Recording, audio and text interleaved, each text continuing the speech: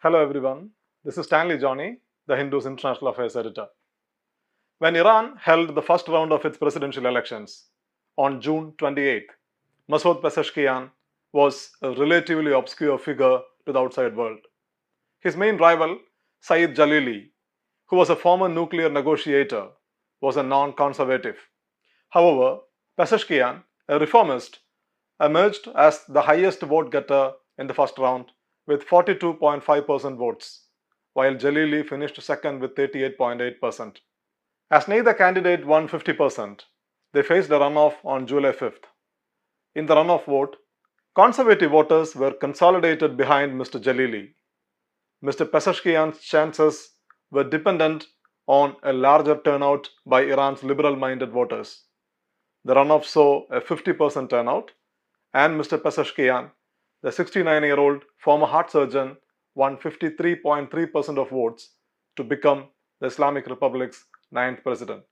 Mr. Jalili polled at 44.3%. Born in 1954 to an Iranian-Azerbaijan father and a Kurdish mother in Mahabad in West Azerbaijan province, Masoud Pezeshkian grew up like other elites of today's Islamic Republic in an Iran that was increasingly rebellious towards the Shah's dictatorship. A year before Mr. Pezeshkian was born, Iran's elected Prime Minister Mohammad Mossadegh was overthrown in a CIA-sponsored coup.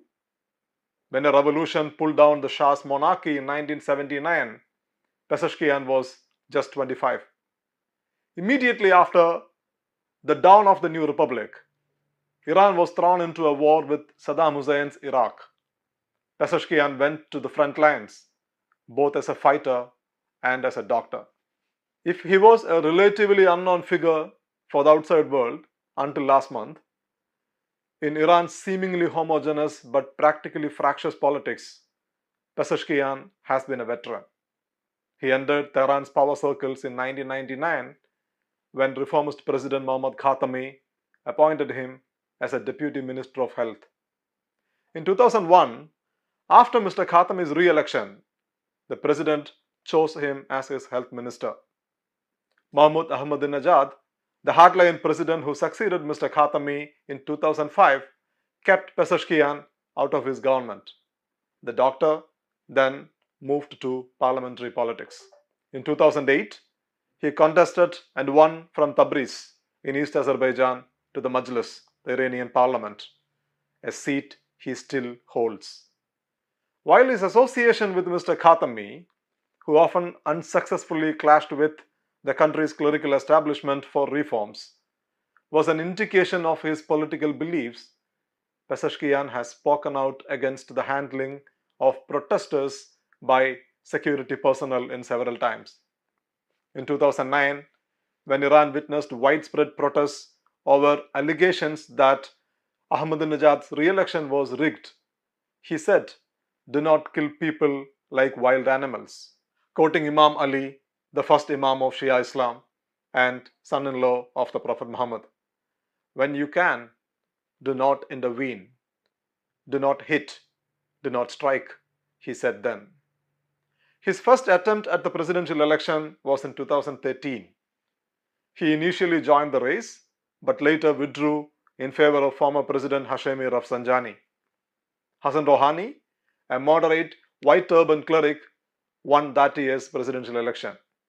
In 2021, after Mr. Rouhani's two terms, Pezeshkian registered for the presidential race once again.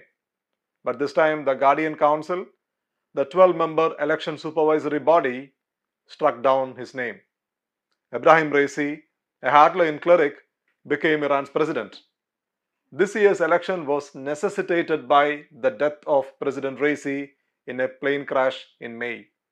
And Pezeshkian, who was barred from challenging Raisi in 2021, has now been elected his successor. During the campaign, Pezeshkian had struck an uneasy balance between his reformist credentials and the clerical establishment. When protests broke out after the death of Mahsa Amini, a Kurdish woman who was arrested by the country's morality police, Pezeshkian took to Twitter to call for an investigation into the circumstances behind her death. He took up the Amini issue during his campaign as well. Recently, he said, "We oppose any violent and inhuman behavior towards anyone, notably our sisters and daughters, and we will not allow these actions to happen." He was indirectly referring to the Gasht-e-Irshad, the morality police of Iran. During the presidential debate, he also backed engagement with the West and promised to revive the nuclear deal, which collapsed in 2018 after the United States unilaterally withdrew from the agreement despite Iran's complaints. He said, "If we manage to lift the sanctions, people will have an easier life, while the continuation of sanctions means making people's lives miserable." But this doesn't mean that Mr. Pezeshkian is a counter-revolutionary.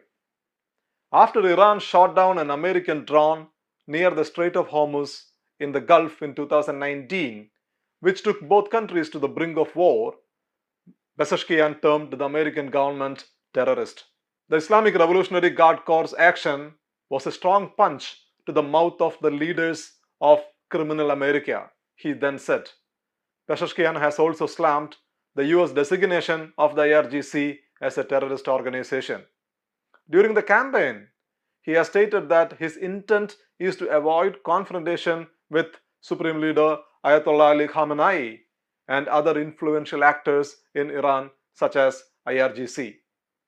As Pezeshkian assumes the presidency, the highest elected office and the second most powerful constitutional office in the Islamic Republic, his hands are full. Iran, battered by Western sanctions, is going through a serious economic crisis. Popular protests are now a new norm.